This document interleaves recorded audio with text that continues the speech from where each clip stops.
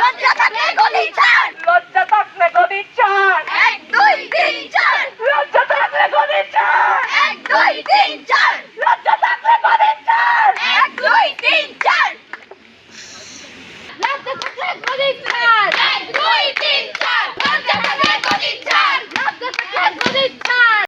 আমি ওটা চালু করেন নাই 48 ঘন্টায় আমাদের আমরা এই চালু করেন নাই। উনি আসামি ধরতেছিল, উনি আসামি ধরতেছিল। আসামি দেখছো তো কিভাবে যোগাযোগ মূল্যবোধের অবক্ষয় কোথায় গিয়ে দাঁড়িয়েছে তার মানে দেখছো তো? আপনার শাসনামলে ভ্যালু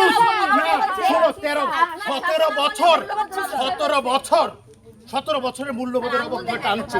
আমি বলি 17 ইয়ার্স ফ্যাসিস্টদের মধ্যে ছিলাম, ওদের বিচার, ছাত্রদের বিচার, যত অন্যায়কারী আছে একটা লোককে ছাড়া হবে না।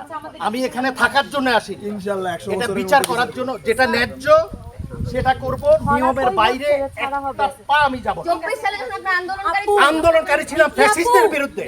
ফ্যাসিস্ট আপনি ফ্যাসিস্ট নো, আমি এই যে এইভাবে তোমরা যেভাবে আসছো, তোমরা যেভাবে কথা বলছো, এই মিডিয়াটাই প্রত্যেকটা সাধারণ মানুষকে দেখাও একটা উপাচার্য কয়দিন ধরে দাঁড়িয়ে আছে, কোন উপাচার্য পাইছিলা? এই যে আগের উপাচার্য এখানে সব বাচ্চাগুলা মারতেছিল, ওই লোকটা বসেছিল ভিতরে, আর আমি তোমাদের সাথে কার সাথে কাকে মিলাও? আমি এখানে দাঁড়াই, আমি দাঁড়ায় থাকবো, আমি রাস্তার আমি এগুলো ঘৃণা করি। নাটক না, নাটক তোমরা যেমন পারো, আমি নাটক, তোমরাও নাটক। আমি নাটকের লোক, আমি আন্দোলনকারী, এখনো আন্দোলন। আমি বলি নাই তখন, আমি নিয়মের বাইরে তখনও যাইনি। আমি বলছি ওরা নিয়ম, ওরা পুরাটাই নিয়মের বাইরে ছিল, ওই পুরা টিমটাই নিয়মের বাইরে, ওটা পুরাটাই ফ্যাসিস্ট। ফ্যাসিস্টদের কাছে কিসের বিচার? যে তোমরা যারা এখানে আসছো, তোমরা সবাই ষড়যন্ত্রকারী। আমি আশা করি তার এই বক্তব্য আপনারা শুনেছেন।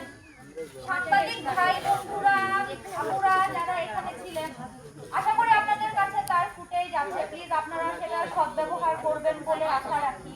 এখানে দল মত নির্বিশেষে আসলে আমাদের একটাই চাওয়া, এবং সেটাই হওয়া উচিত বলে আমরা মনে করি।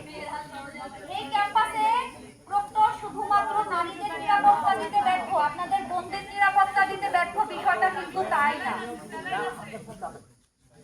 এই ক্যাম্পাসে প্রক্টরের শাসনামলে যা যা অপকর্ম হয়েছে, যা যা অন্যায় অবিচার হয়েছে, তার প্রভাব এই ক্যাম্পাসের প্রতিটা শিক্ষার্থীর উপরই পড়ছে এবং ভবিষ্যতে আরো বেশি পড়বে। সুতরাং আপনারা নিজ জায়গায় দয়া করে, আমি আপনাদের সবাইকে অনুরোধ করছি, আমার আসলে এখানে কোনো স্টেক নাই, আমিও আপনাদের মতো অকারণই আসছি মনে হয়, কিন্তু আসলে তো অকারণ না, পারি নাই দেখেই আসছি, আপনারাও নিশ্চয়ই তাই। আমাদের আসলে এখানে শেষ হওয়ার কোনো কথা নাই।